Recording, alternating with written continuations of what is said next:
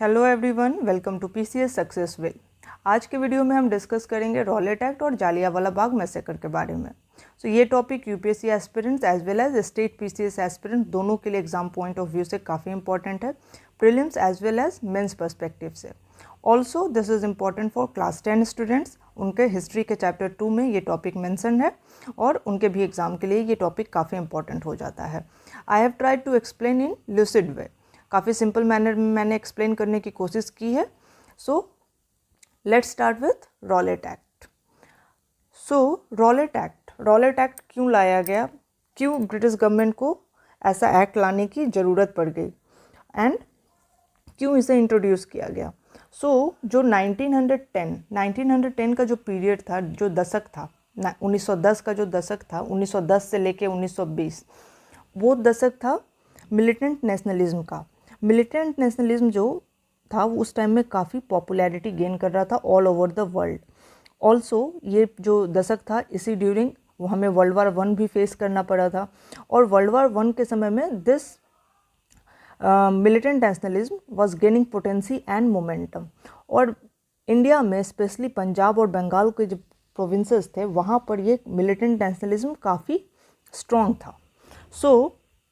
British को अब इस बात का डर लगने लगा कि ये जो मिलिटेंट नेशनलिज्म है ये इंडिया में अपने आप नहीं पनपा है और बाहर से भी इसे सपोर्ट दिया जा रहा है।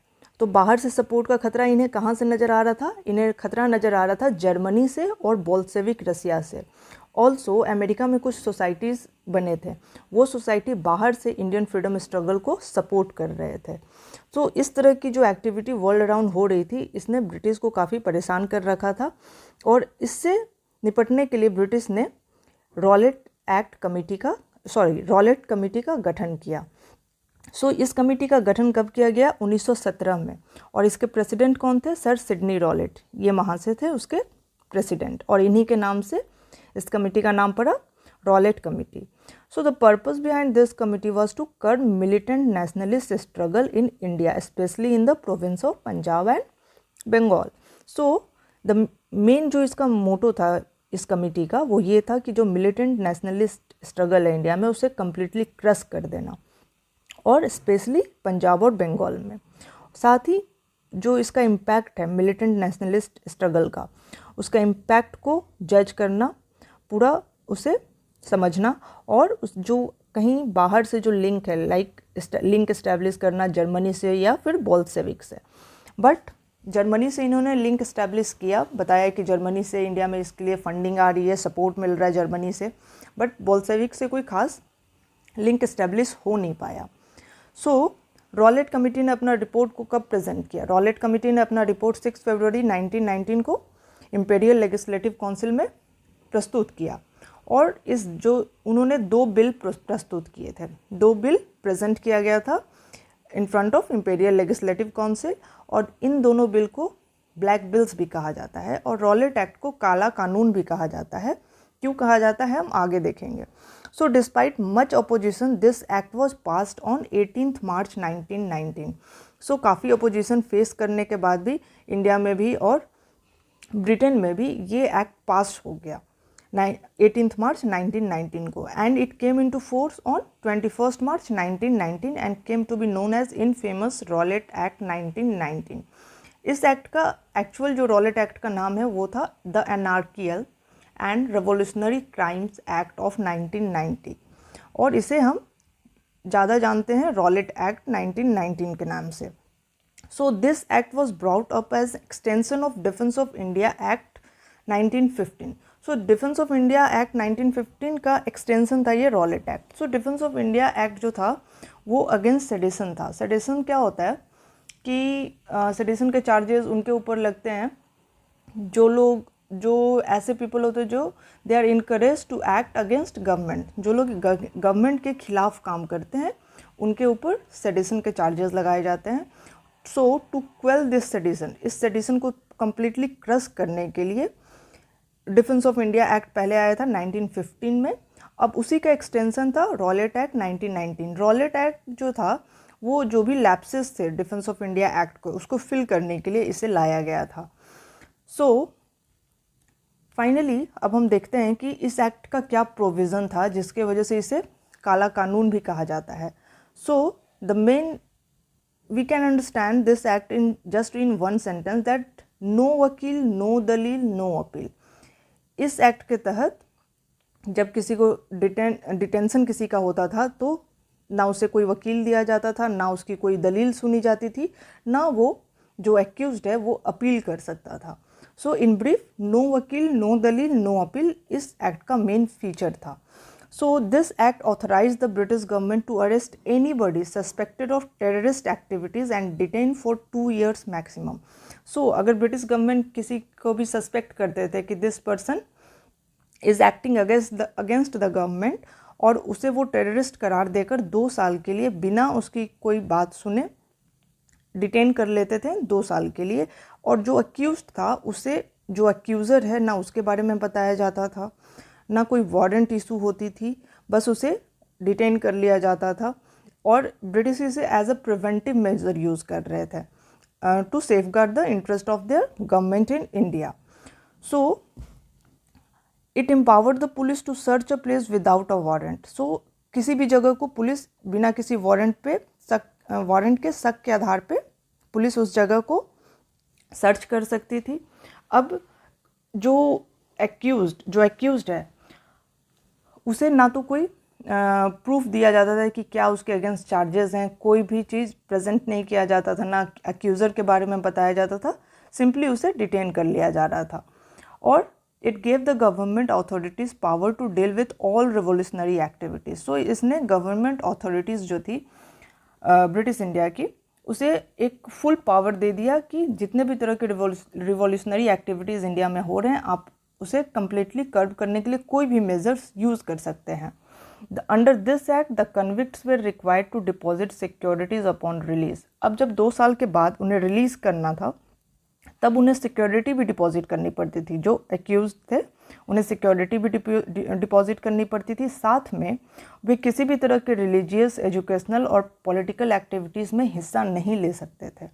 सो ये जो प्रोविजंस थे इस एक्ट के, रॉलेट एक्ट के, इस वजह से इसे काला कानून भी कहा जाने लगा। नाउ अब हम देखते हैं कि इसका इम्पैक्ट और कंसिक्वेंसेस क्या हुए रॉलेट एक्ट के। सो इम्पैक्ट ये था कि इम्पेरियल लेजिस्लेटिव काउंसिल, उसके जो नॉन ऑफिशियल इंडियन मेंबर्स थे, उन्होंने इसे काफ़ी अपोज किया था। Despite of this opposition this act was still passed. So इसके जो 2 प्रोमिनेंट मेंबर थे, मदन मोहन मालवीय और मोहम्मद अली जिन्ना, इन दोनों ने इम्पेरियल लेजिस्लेटिव काउंसिल से रिज़ाइन कर दिया टू अपोज दिस एक्ट। उसके साथ ही with this act Gandhi ji entered into the mainstream of Indian freedom struggle. Gandhi ji का इंडियन फ्रीडम स्ट्रगल में वो शामिल हुए मेन स्ट्रीम पॉलिटिक्स में।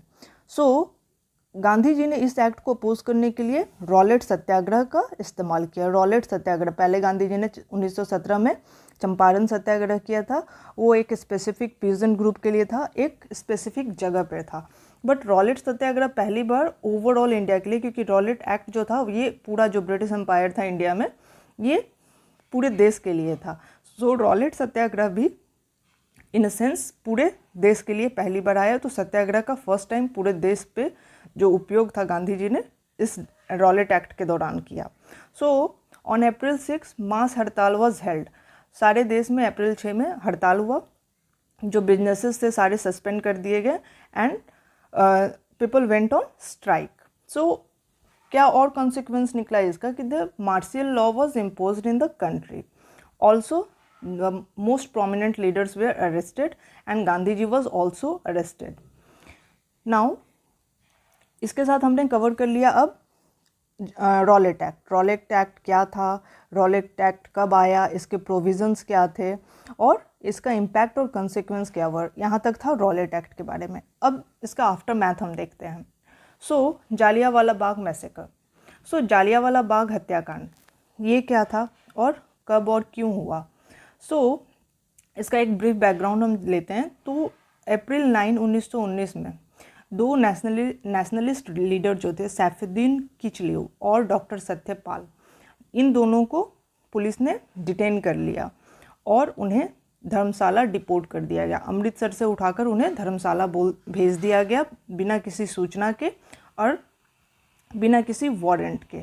सैफुद्दीन किचलू और डॉक्टर सत्यपाल को।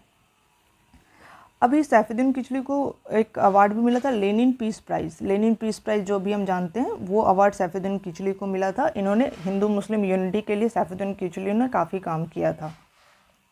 नाउ अभी क्या हुआ कि जब ये दोनों लीडर को डिपोर्ट कर दिया गया तो 13 अप्रैल बैसाखी के दिन, उस दिन 10,000 से लगभग 15,000 के मात्रा में इतने लोग वहाँ पे जालियांवाला बाग में इकट्ठा हुए। ये लोग को पता नहीं था, they were unaware of the prohibitory orders in Amritsar.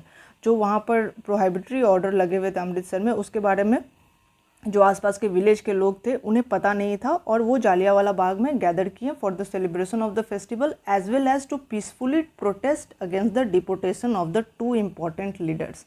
सो ये लोग प्रोटेस्ट करने के लिए वहाँ पे इकट्ठा हुए थे, पीसफुल प्रोटेस्ट कर रहे थे, करीब 10,000 लोग, against the deportation of the Saifuddin Kitchlew और डॉक्टर सत्यपाल।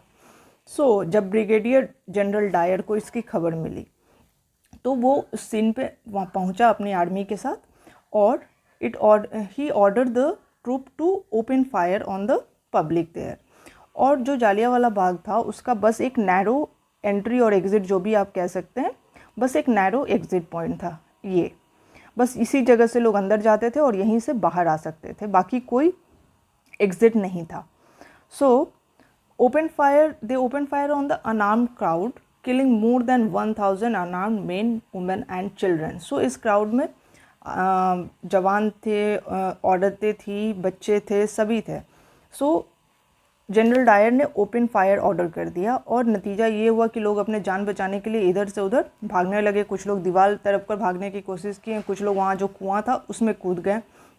फाइनली 10 मिनट तक ये फायरिंग चली, जब तक कि उनके गोली ख़त्म नहीं हो गए और लगभग कैजुअलिटी जो है वो इंडियन साइड से प्रेजेंट की गई है कि अराउंड 1500 लोग मारे गए थे, बट ब्रिटिश ने इसका जो डाटा है वो सिर्फ 379 प्रेजेंट किया है और 1200 लोग वुंडेड हुए थे, ऐसा ब्रिटिश डाटा के हिसाब से है, but actual data is around 1500। Now अब इसका नेशनलिस्ट रिस्पॉन्स क्या था जालियांवाला बाग का। So Rabindranath Tagore renounced his knighthood in protest. Rabindranath Tagore ने अपना जो नाइटहुड टाइटल था उसे रिनाउंस कर दिया, उसे वापस लौटा दिया। महात्मा गांधी को भी केसरी हिंद का भी टाइटल मिला हुआ था during the Boer War in South Africa, उस टाइटल को भी महात्मा गांधी ने वापस कर दिया। उसके बाद रॉलेट एक्ट सत्याग्रह को भी गांधी जी ने वापस कर लिया due to violence taking place all over the country. साथ ही कांग्रेस ने एक नॉन ऑफिशियल कमेटी का गठन किया जिसके मेंबर थे मोतीलाल नेहरू, CR दास, अब्बास तैयबजी, एम.आर. जयकर और and Gandhi took into the shooting. इस जो शूटिंग हुआ था उसके लिए जो अनऑफिशियल कमेटी था उसके मेंबर को एक कमेटी बनाया कांग्रेस ने अपना, और इस कमेटी के रिपोर्ट के हिसाब से ही लगभग 1500 लोग वहाँ पर मारे गए थे जालियांवाला बाग हत्याकांड में, इस रिपोर्ट के हिसाब से। अब ब्रिटिश का रिस्पॉन्स क्या था। सो ब्रिटेन और इंडिया दोनों जगह ब्रिटिश की एक्टिविटी को कंडेम किया जा रहा था, इसलिए ब्रिटिश ने भी एक कमीशन का गठन किया। The secretary of state for India Edwin Montagu established an inquiry committee to look into the matter. So Edwin Montagu जो उस समय सेक्रेटरी ऑफ स्टेट थे इंडिया के, उन्होंने एक इंक्वायरी कमेटी का गठन किया।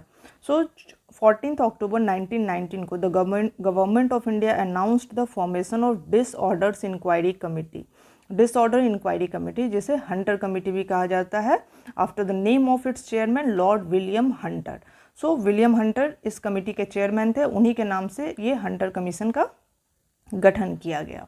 सो हंटर कमीशन जो है वो मार्च 1920 में अपना रिपोर्ट सबमिट किया और इस रिपोर्ट में उसने कंडेम किया जनरल डायर के एक्शंस को, but this committee took no punitive और disciplinary action against General Dyer, and General Dyer also said that he took just the preventive measure against the sedition to the government. So उसने बस एक preventive measure लिया था, उसे अपने act का कोई पछतावा नहीं था, उसने अपने जो गवर्नमेंट है उसके लिए अपनी ड्यूटी निभाई, ऐसा डायर का कहना था।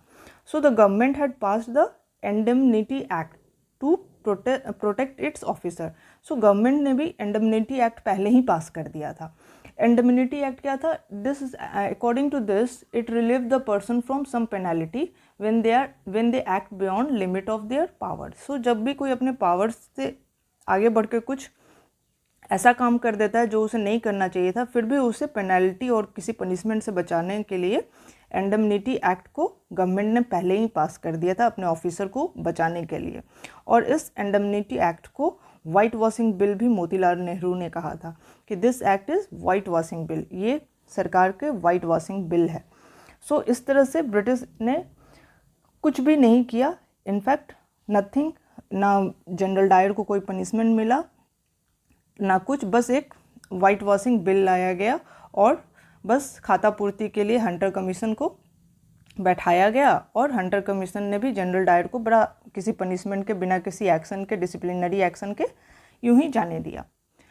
नाउ अब जालियांवाला बाग और रॉलेट एक्ट का आफ्टर मैथ हम देखते हैं कि बाद में फिर क्या हुआ। So turning point in Indian National Movement. So this two event, Rowlatt act और जालियांवाला बाग, स्पेशली जालियांवाला बाग मैसेकर जो था, this acted as the turning point in the Indian National Movement. कैसे?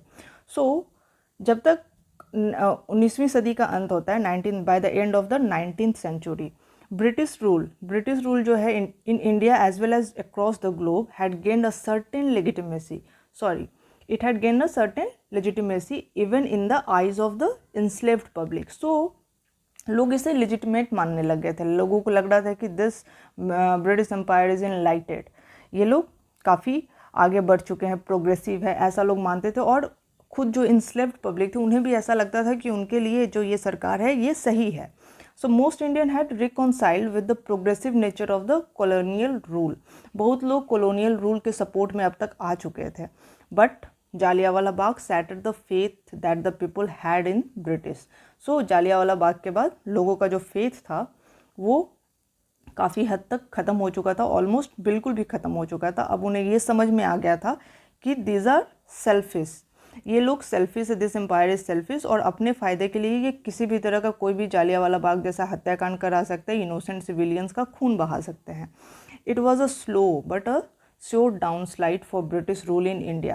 So this event was slow, ये slow था, but ये यहाँ से शुरुआत हो जाती है ब्रिटिश एम्पायर के डाउनफॉल की।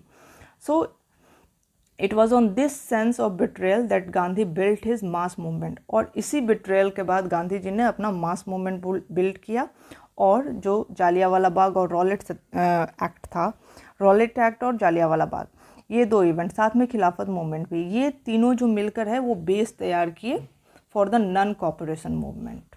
सो अगले क्लास में हम पढ़ेंगे खिलाफत मूवमेंट और नॉन कॉपरेशन मूवमेंट के बारे में।